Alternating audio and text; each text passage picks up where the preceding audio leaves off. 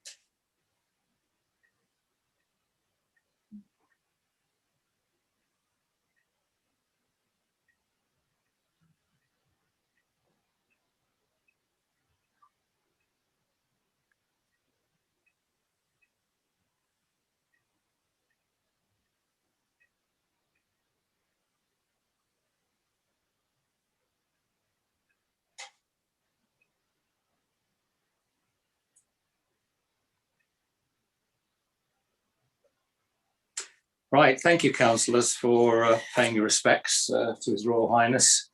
We will now continue with the meeting. So, Bob, could I have apologies for absence and declarations of interest, if received, please? Yeah, apologies from Nicola and Joe and Jean, and no declarations as of yet. So, Nicola. Just to let you know, Olivia's entered the meeting now. Yep. I am still here, but I've temporarily got to turn my camera off for a very brief personal reason. Okay, that's fair enough. Hello, everybody. Yeah, my camera isn't on at the moment. I'm just having a few issues here, but as soon as I can see you and wave at you all, I will. That's fine, Olivia. If you're Hello. Good evening, and thanks for attending the meeting. If you can hear us, that's fine on audio. You just connect in on video when you're ready. So, okay, apologies received. Thank you, Bob. So, item 1, minutes of the meeting. Hopefully you've received the non-confidential minutes of the March council meeting. Do councillors have any issues or comments with those minutes, or can we pass them as a true record? Any comments or issues, councillors, please? This is Alex, happy to move it. Okay, well, in that case, thank you for moving. Alex, could I have a seconder, please? I'll second. Thank you, Margaret. So that's Alex and Margaret for the minutes. Thank you for that. Item 2 then, Bob, any correspondence or any contact with the police on police matters, please? Yep, I had made contact with PCSO Maggie Griffiths, and what Maggie's told me is that there has been an escalation in fly tipping in the area. In fact, there's 2 cases on the go at the moment, one regarding items left in Dunstall Lane, and I believe in that particular case, those responsible left their address in the waste material, and there's also items that have been left down Plantation Lane. And she says in both cases, Staffordshire Police and Staffordshire County Council are following up both of those cases and hope to get a result on it. We've always had a long-standing problem on my local recreation ground.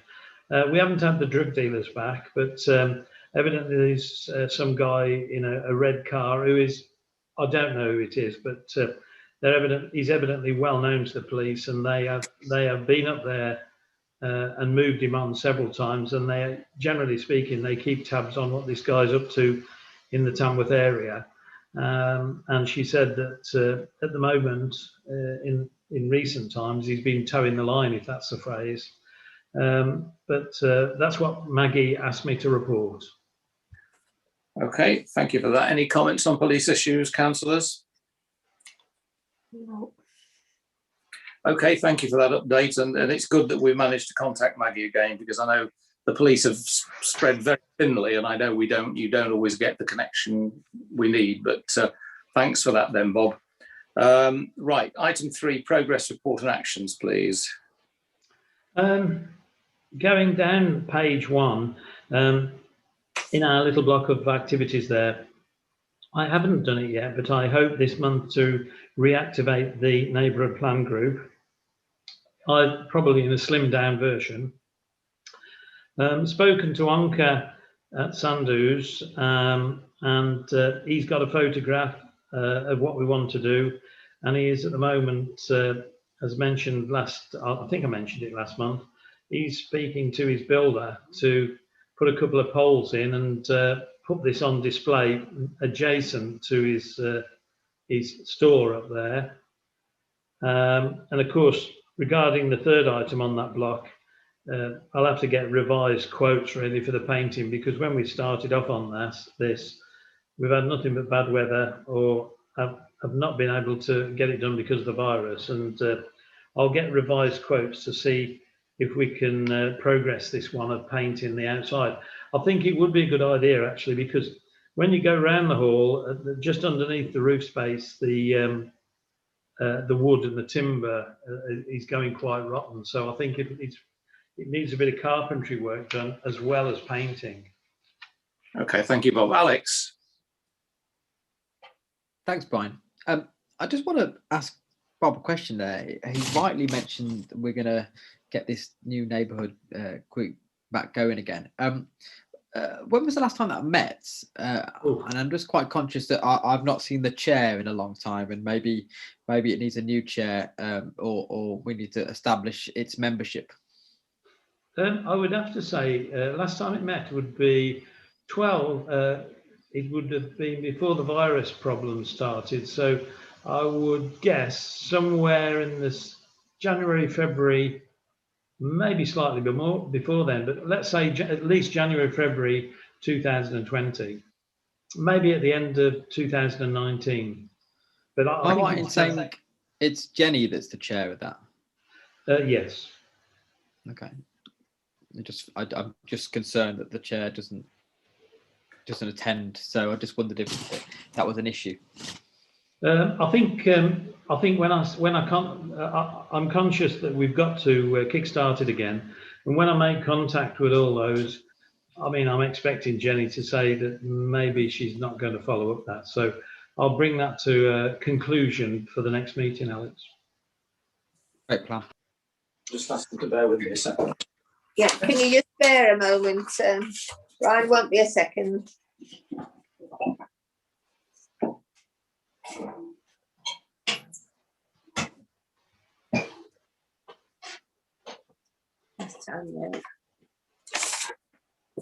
Sorry about that, councillors. I literally have to keep the home fires burning. We're not out of winter yet. Okay, well, yeah, that's a good point, actually, Alex. I think Bob, you're looking for new members, aren't you? We got off to a bit of a slow and dicky start, I think, with the neighbourhood plan. We do need to move that forward, but we may need to consider a new chair when you've got, you've asked around to see if we can increase the membership of that committee. Certainly, we may need to revise our plans with regard to the chair. But I think, Bob, you're at the moment looking for additional personnel in terms of committee members, aren't you? Yes, I've got a bit of an it list, and it's my fault. I did plan to approach these people, and I haven't, but I will for the next meeting. Right. Okay. Just one thing on the war memorial. You'll recall, I'm looking round. I have actually submitted a request to the War Memorial Trust for funding, which has gone. And I've also got another stonemason, John Shorts. They're looking at it to give us a quote. So that's an improvement. I might not need the second quote, as I mentioned last month, but I haven't had confirmation of that from the War Memorial Trust as yet.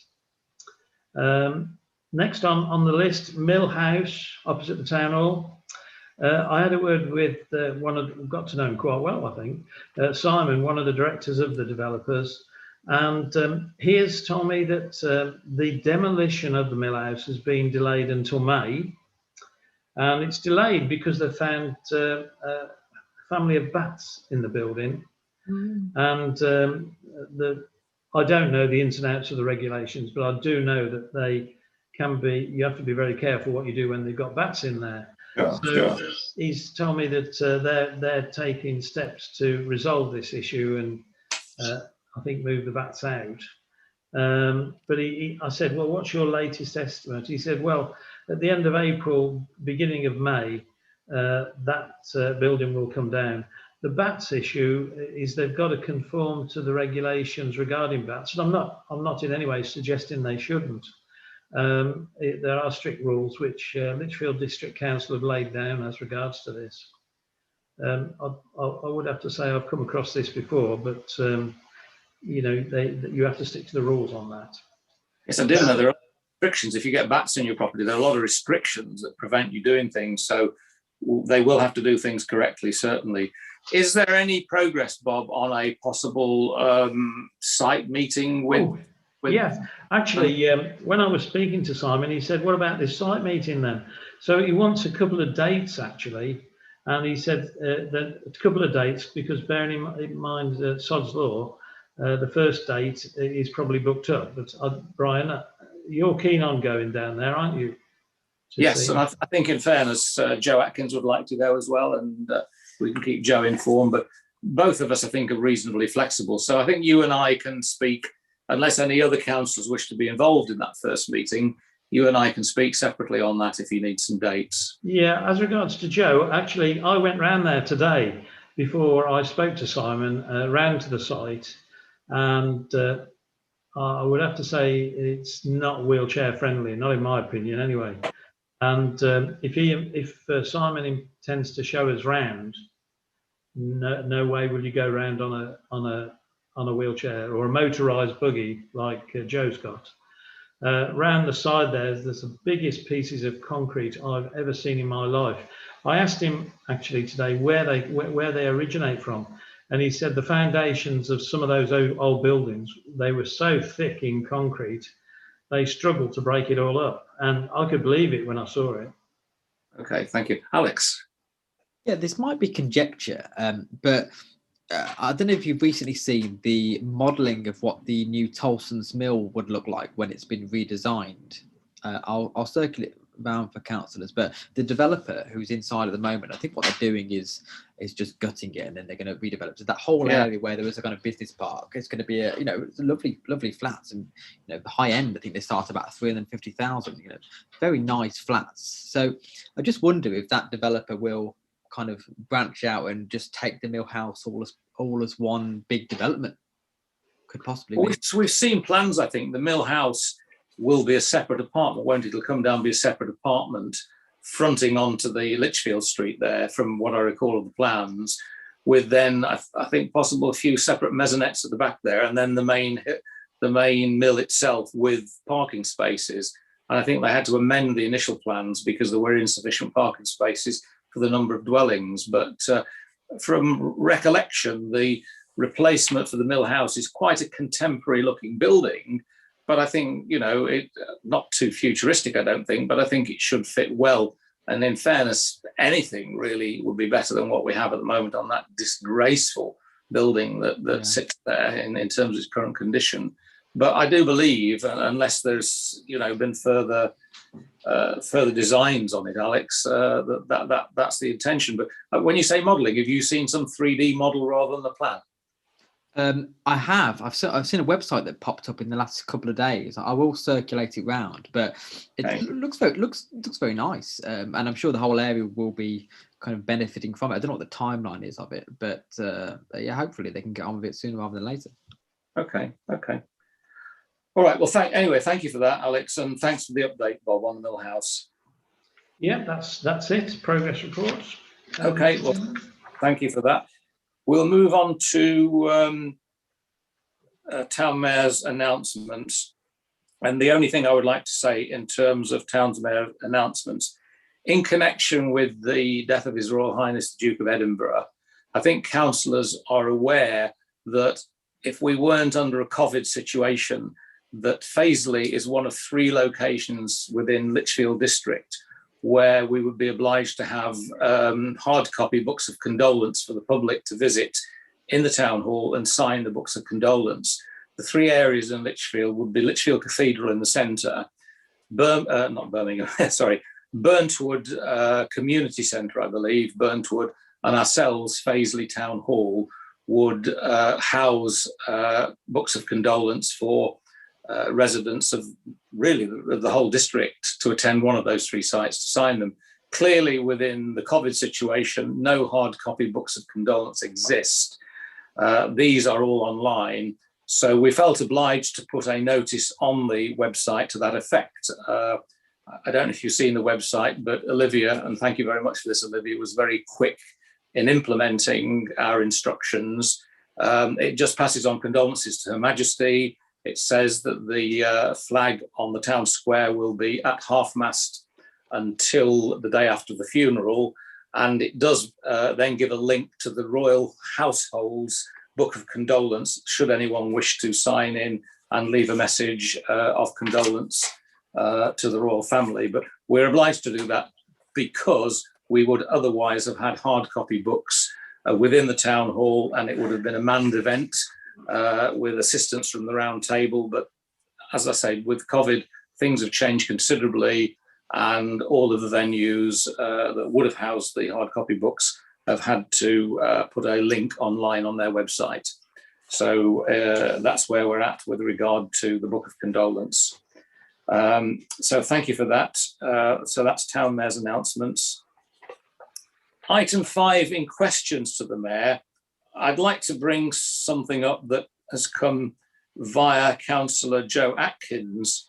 And this issue relates to the plot of land at the back of Fazeley Marina on the other side of Bourne Brook. A lady, I've got her name and address, I can't remember offhand. I've got her name and address, Mrs. Heath, who lives, is a neighbour of Joe's, I think belongs to the Residents Association, and is one of the ladies who's up in arms about the activity and development on this plot of land at the back of Marina. And I believe, James, if you're still with us here, you got involved, I believe, with the Residents Association a few months ago in terms of concerns with regard to this plot of land. Now, evidently, this lady who has approached Joe, Councillor Joe Atkins, has written to Chris Pincher, who's referred this lady back to Fazeley Town Council. Please get Fazeley Town Council involved to support your activity if you are concerned about development on this plot of land at the back of the marina.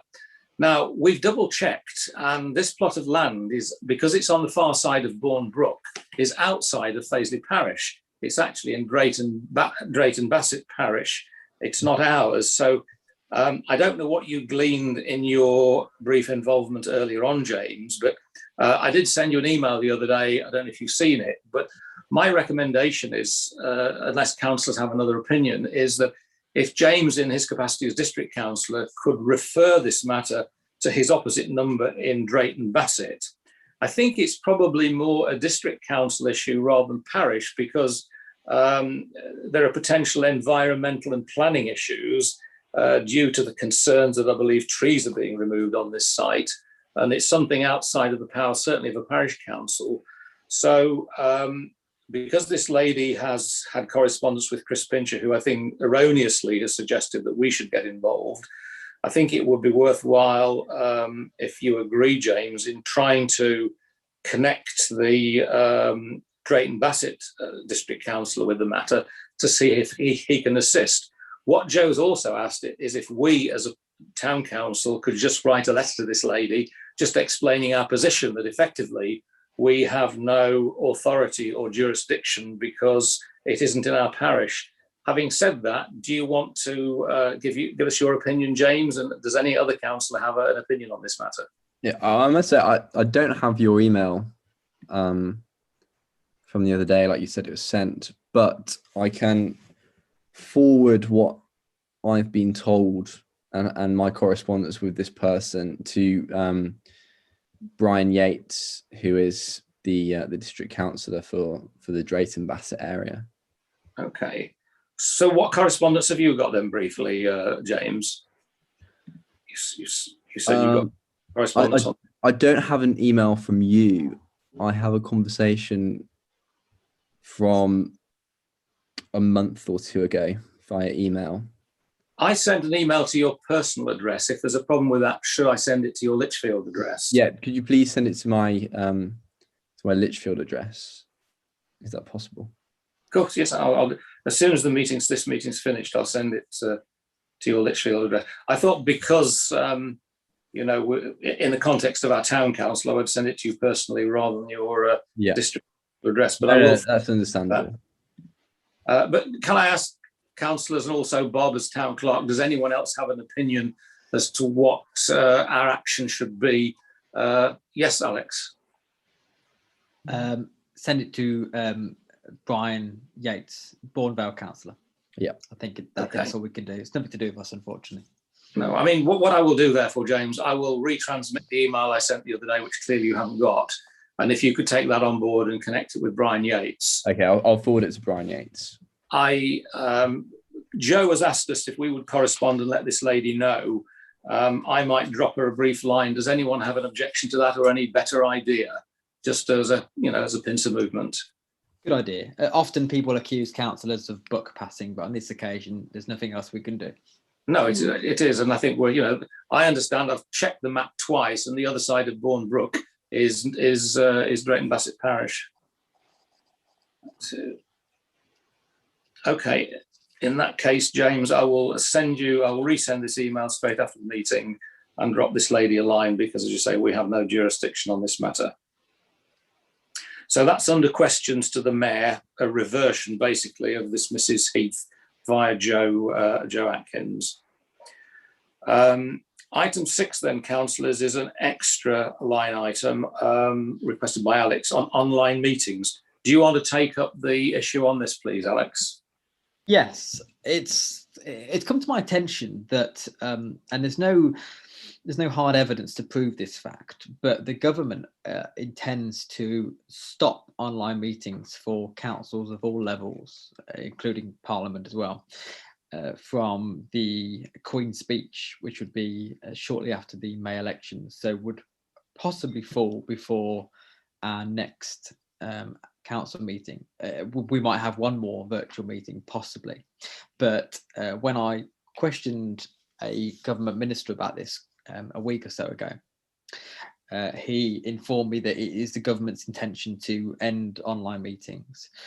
A great protestation came from my way, in as much as sometimes online meetings can be, helpful, because they could be, some meetings are better done in person. Definitely, I like ceremonial meetings when you can meet in person, but some meetings are definitely better done online. So my feeling is that the power should be put onto local councils and parishes to adopt a hybrid system, but as yet the government don't seem forthcoming on that. So I just want to prepare the council that we may well face the end of online meetings pretty swiftly, and if that is the case, then we should prepare possibly to go back into the full council chamber in May.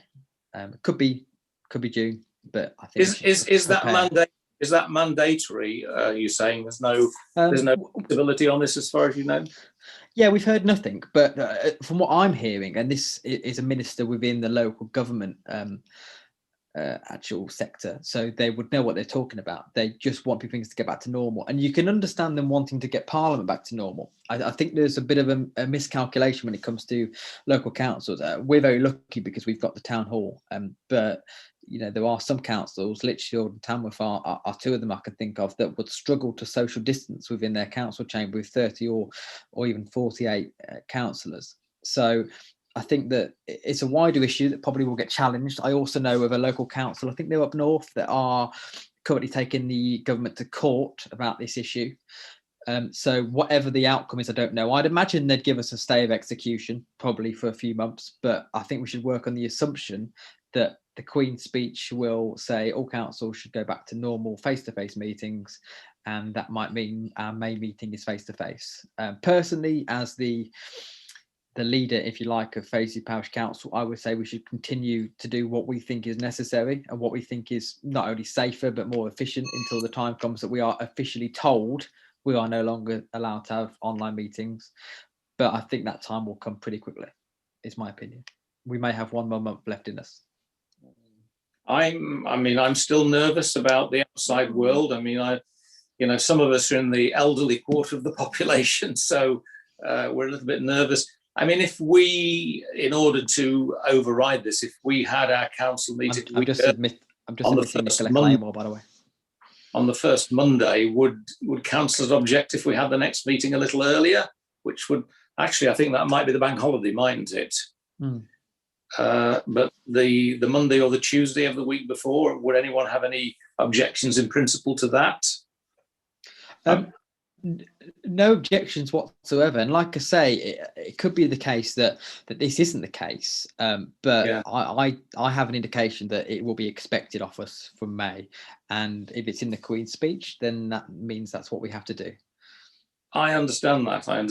I mean, I'd feel a little bit more comfortable personally if it was deferred for at least a month till June. Yes. But let's see what comes out in the next week or two. But we could legitimately hold our meeting earlier if it was prior to the Queen's speech, and we could then stick to Zoom if councillors were happy with that. But we won't make a firm decision on that at the moment. I'll keep my ear to the ground. Maybe Bob can make some inquiries with his channels, because you may know more than I do, Bob. I'm a mere servant to you. No, actually, what you've said is right. There is some flexibility. There is, I mean, the guy who's been circulating it is Luke Hall, MP, Minister of State for Regional Growth and Local Government. And he has done a 2.5-page letter, which he pretty well says exactly what you said, Alex. And he says here, if your council is concerned about holding physical meetings, you may want to consider returning these after the 17th of May, at which point it is anticipated that a greater range of indoor activities can resume in line with the roadmap. The only other complication is, not complication, but thing to be taken into consideration is that we should hold an annual meeting, and it is set in stone that that annual meeting has got to be held in May.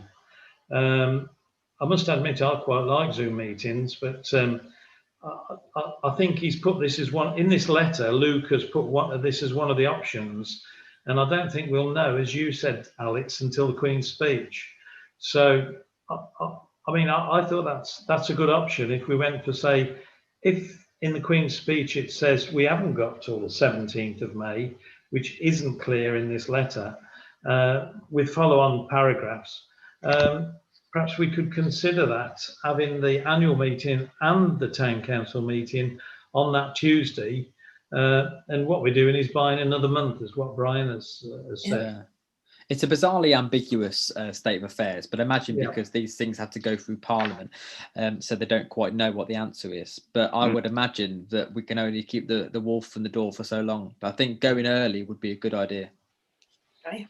I must admit, I'd forgotten about the annual meeting because that was deferred completely last year. So thank you for that update, Bob, and that reminder. But again, I like the idea of possibly combining the two because, you know, one year particularly, we had a good attendance, which was good for the annual meeting in the town hall. It was quite a challenging meeting that I recall a few years back.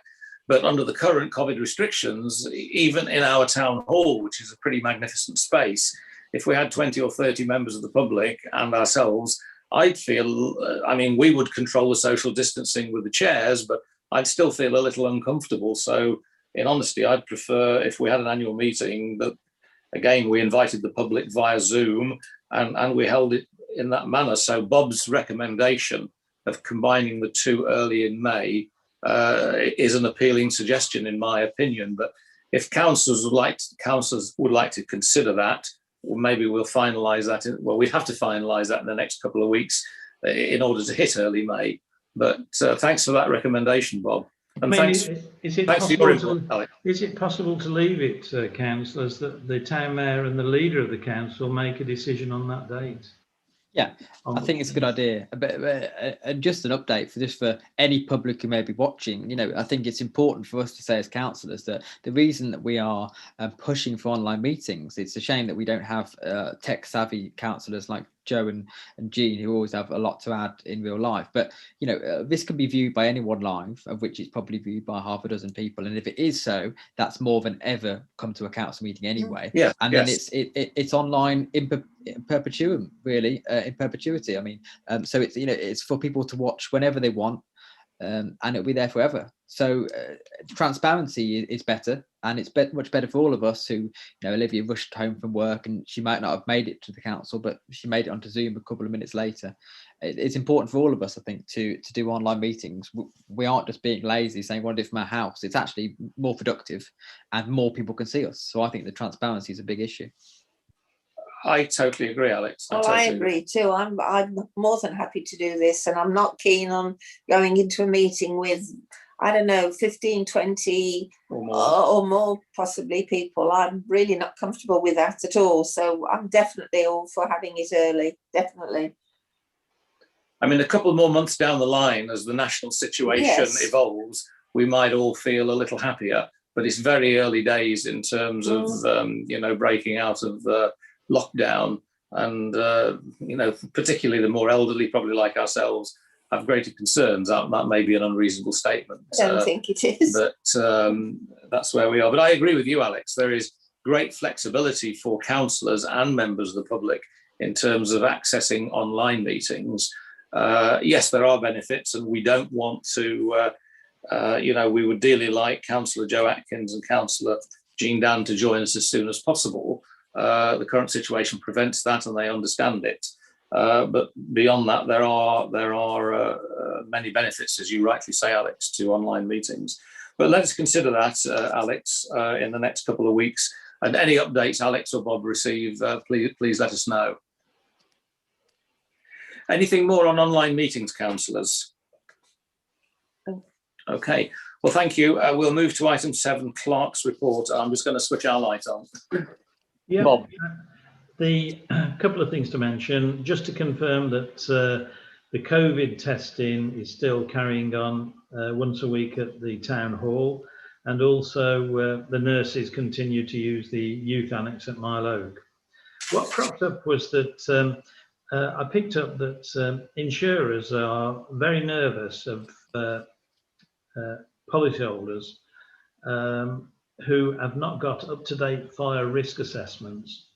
And in fact, in some cases, insurers have been known not to meet claims because an organisation hasn't done an up-to-date fire risk assessment. I did bring this to the attention of the town mayor, who gave me permission to arrange a fire risk assessment. We've had one done, a fire risk assessment, last week, which flagged up some things, most of the minor things. For example, out-of-date fire posters, closing doors not closing with the closers, fire doors not closing. And I've already been down with Paul Harding, the handyman, who's doing the doors, and I've ordered the replacement signs off Amazon. The fire alarm and the emergency lighting in the town hall, we've had that tested and it's all been passed, and got a test certificate for that. One of the things that came out of this discussion, which is probably an obvious thing really, but it's funny how time passes and you don't realise what should be renewed. As long as you've got a piece of paper saying you've done a risk assessment, you've got a risk assessment, you've had the lighting checked, you've had the alarm checked, and you've got it written on a piece of paper, insurers won't give you any trouble. The other thing that cropped up, of course, leading on risk assessments, because the town hall, for example, has been shut down for quite some time and water hasn't been flowing, is a Legionella risk assessment. And again, the town mayor gave me permission to organise that, and that's being done next Monday, and they're doing the risk assessment and giving us a full coverage of that at the town hall, and they're going to do water testing to make sure that there's no Legionella involved in the town hall, and we're up to date on that. Thank you very much. That's it on Clerk's report. Thank you, Bob.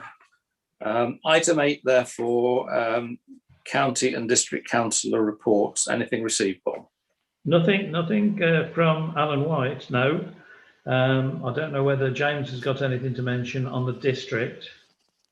All I've got, there's not really much news, is I know that it takes a long time for everybody to get to the tip, and there's a booking system that's really frustrating.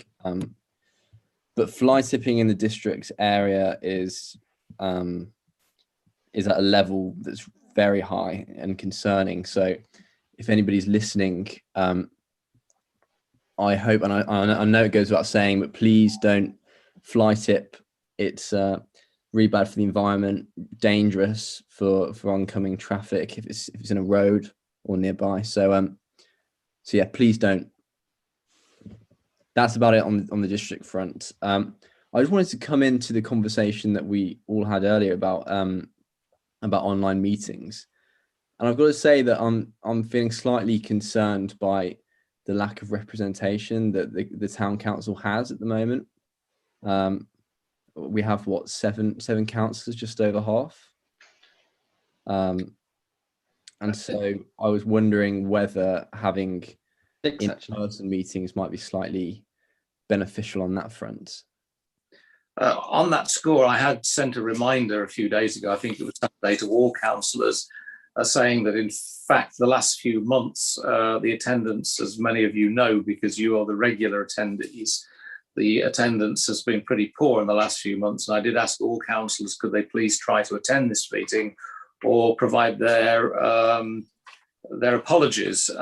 Clearly my email has not been very successful because we're still fairly thin on the ground, as you rightly say, James. I just wanted to say, like, obviously, you know, with COVID and the online meetings, you know, certain councillors rightfully have been given some sort of clemency. You know, they've been allowed to stay on for longer than the 6-month period. But I was just wondering, if we were to go back to in-person meetings, how would that clock work? Would we just have a fresh slate and start from there, and you have 6 months from the first meeting in person? I don't. Yes, Alex. Well, the thing the Constitution says, James, is that if you miss 6 consecutive meetings, then you are automatically expelled from the council. There's a bit of grey area whether putting an apology in would constitute you missing a meeting, or whether that would just mean that it restarts after that apology. What we did with Jean and Joe, which I believe was voted on at the time, was Brian made the decision because of their computer illiteracy, not wanting to be unfair, but I'm sure they'd say that themselves, that they couldn't get on the meetings. So we made the exemption for them. For the other people that have missed meetings consistently, they hadn't got any such excuse because they had joined meetings. And I don't know if Bob had received formal apologies for them. So the way I view it is that if you've missed 6 meetings, you will automatically be removed from the council unless we have a vote otherwise. And I leave it up to the town clerk to inform us how many meetings people had missed, because I don't keep track. What Alex, I'd just like to raise a slight variation on that.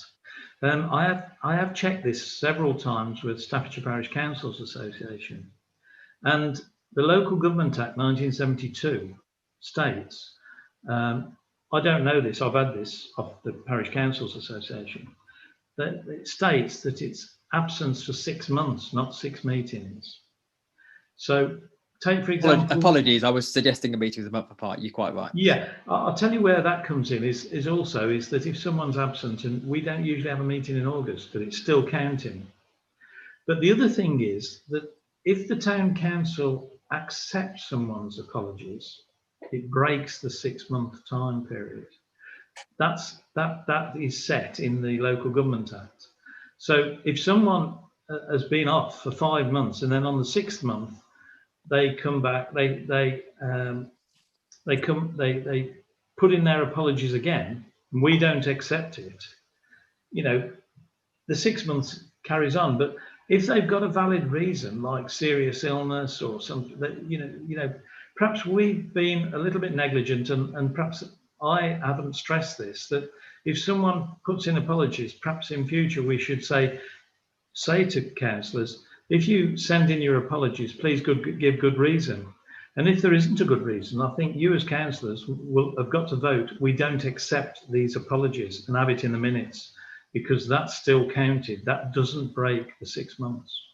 That was my next question, actually, Bob, was what grounds do you have for not accepting an apology? I'll give you an example. Tonight we've had an apology from Nicola Claymore, who doesn't attend very often. I'm sure she won't mind me saying, but her apology tonight seemed genuine to me, because she's got a son that lives up north, I believe it's Liverpool, and she's gone to visit him because it's one of the first times they can go in people's gardens, etc. So that's where she is. So I would accept that as a genuine apology, but I believe the other two, I think it is, we haven't heard of. So what are the grounds for not accepting an apology? Is that just what the councillors deem a suitable apology?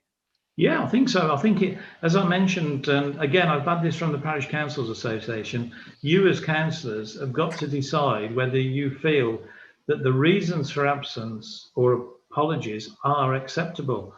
Okay, say a councillor said, I didn't come to the meeting because I went to Llandudno for the day. I'd have thought, that one's a bit doubtful, really. You could plan your time better.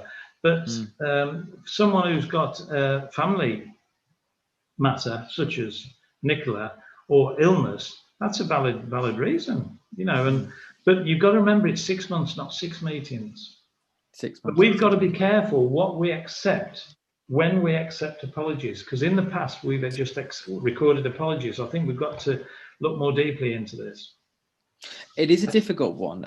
From my point, Brian, sorry to interrupt you. I think for my issue, as a servant of the public, as we are as councillors, the last thing I want to do is call erroneous by-elections based on people's non-attendance, which costs the taxpayer. But at the same time, we want a thriving council full of not just the same 6 people, but full of the full 11. And it's a difficult divide, I think, as a councillor, that we want public representation and democracy. We don't want just by-elections and kicking people out for the sake of it, but we do need to also adhere to the rules. I would agree. I mean, I think from here on in, we have to look at each apology on its merits, and we have to decide as councillors, whether we accept that apology or not on its merits. As Bob's saying, there's no hard and fast rule. There's a fair bit of common sense involved. But I think, we have to be a little bit more judicious moving forward. To go back to what James asked earlier on, there's no resetting of the clock as far as I'm concerned once face-to-face meetings occur. A meeting is a meeting is a meeting, whether it's virtual or whether it's face-to-face. So there's no clock resetting there. Olivia, yes. Yes. Just wanted to play, I don't know if this is playing devil's advocate or not really, but obviously this has come up a few times, especially in our past few meetings. We know there are certain councillors that aren't attending. So going forward, we've made the point of addressing and properly looking into apologies that are given. What happens if apologies aren't given and there continues to be absence? Are we actually going to tackle this and address it? If apologies aren't entered, if someone just says, I think perhaps if we sent out a memo saying that if any councillor sends in apologies, they must send in details of a good reason. But how far are we from a councillor having not sent any apologies in the previous 6 months? I would have to. There is one councillor that comes to mind.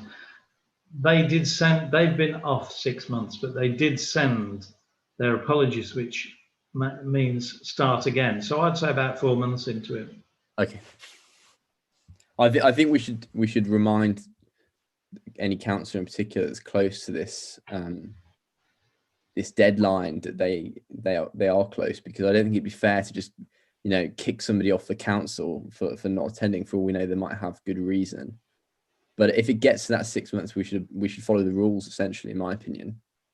We should, but I think we should be mindful that councillors should realise clearly ongoing absences without apologies. That's a one-way passage, basically. But that's a fair comment, James, to be absolutely fair and honest. We have 2 people wishing to say Olivia first, please. Sorry, I was just going to ask, would it be possible, and I don't know if this is something that potentially should go into confidential for the next meeting, but would it be possible to ask the town clerk for a report on each councillor to say who has submitted apologies, who hasn't, how many they've missed, just so that we can really look at it and weigh it up? Would that be possible? Yeah, it's possible, Olivia. Yeah. I think that's a reasonable idea, but I do share your opinion on this, Olivia, that if we're naming names initially, we will revert this to private and confidential. That's what I was saying. I think that should be in the confidential section. I don't want to, Totally agree. If Bob could do that quick assessment for next month, and we'll revert that to private and confidential. Alex, you wanted to come in. I think the issue for me, and I don't know if people are reading anything into this, but it certainly isn't a party political point, because I think both sides, there's two political parties on this council, Conservative and Labour, and both sides are victims of this. But for me, as a Conservative-run council, and I may be chided by people for saying this, but with 3 opposition members, I think that's healthy to have.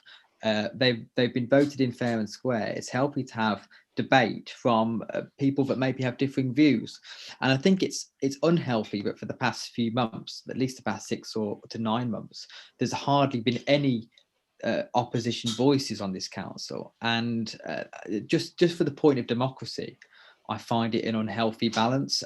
So that's where I come from on this. It's not a party political point at all. I just think that people are voted into the council to have views, and if a certain cross-section of those views are always not here, it just isn't good for a healthy democracy. And that's all I'll say about that. Yes, we're losing that alternative perspective at the moment, aren't we? Potentially. I know partisan issues at parish level tend to be, this is not the House of Commons. A lot of our issues, we look at local issues from a local and individual perspective. But, I take your point exactly that opposition members, we need that healthy balance and that, from time to time, contested opinion, certainly. Okay, anyway, that was triggered by James's statement, and thank you for that. Well, I think we've said sufficient at the moment on the meetings and the attendance, and Bob will do an assessment, and maybe we'll look at individual cases next month under private confidential. James, we were actually tail ending your district council report. Are you complete on that, please? Yep. There's no real news on the district council. Okay, thank you for that. So if councillors are happy, we will close out item 8 and go to item 9, planning, please, Bob. Yep, there's we've got how many? 4 or 5 applications. One very interesting one. The first one is the building of a 3-bedroom dwelling and associated works adjacent to 8 Mayama Road, Fazeley. Then 39 Brookside Road, Mile Oak, building an extension there. Single-story extension.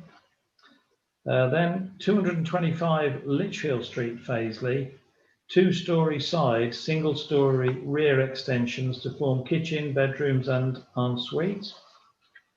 And then finally, 1A, The Island, George Avenue, Mile Oak, detached double garage. And then to the interesting one, which is Drayton Manor Park Limited. So Drayton Manor Theme Park, change of use of car park and installation of cinema screen, toilet facilities and other ancillary facilities to create a drive-in cinema. Okay. So should we wish to see any of those, we can go online and pick those up then, Bob? You can, yeah. Okay, thank you for that. Are there any comments councillors have on any of those at the moment? Or I suppose, retrospectively, we should go and look at those online. But any comments so far on planning? Okay. Well, thank you for that list of items, Bob. As I say, we can review those ourselves online. Thank you for that. So if there are no further comments on planning, we will go on to correspondence, please, Bob. Yeah, Lichfield District Council, they've sent out an information page regarding the Restart grant scheme, which, I've already been through. and one of the items I think we qualify for. Also, information from Lichfield District Council, which is regarding, the opening up of the hospitality sector and help and guidance. Lichfield District Council have also produced their forward plan, April 21. Again, Lichfield District Council, district businesses encouraged to benefit from Staffordshire-wide scheme for Staffordshire County Council and district councils to apply for funding from a £5 million package of support programs. That one's a duplicate. Then we go to Staffordshire, which is, they send out their archive and heritage newsletter. I like reading that one.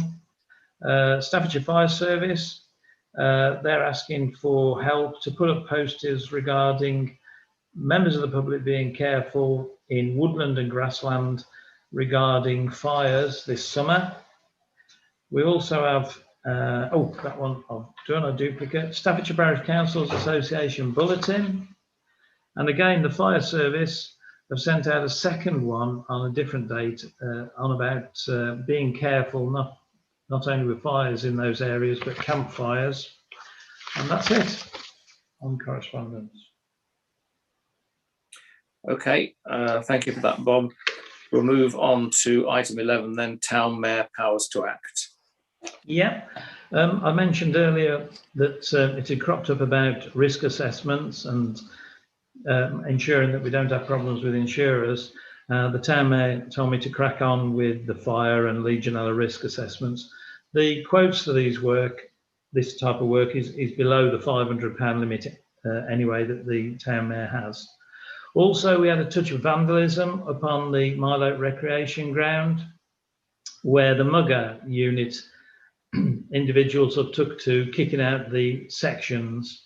And again, our handyman Paul Haywood has retrieved the sections and is arranging to have them welded back in. And that's it on that one. Okay, thank you for that, Bob. Finally, on the non-confidential, the authorisation of non-confidential payments, please.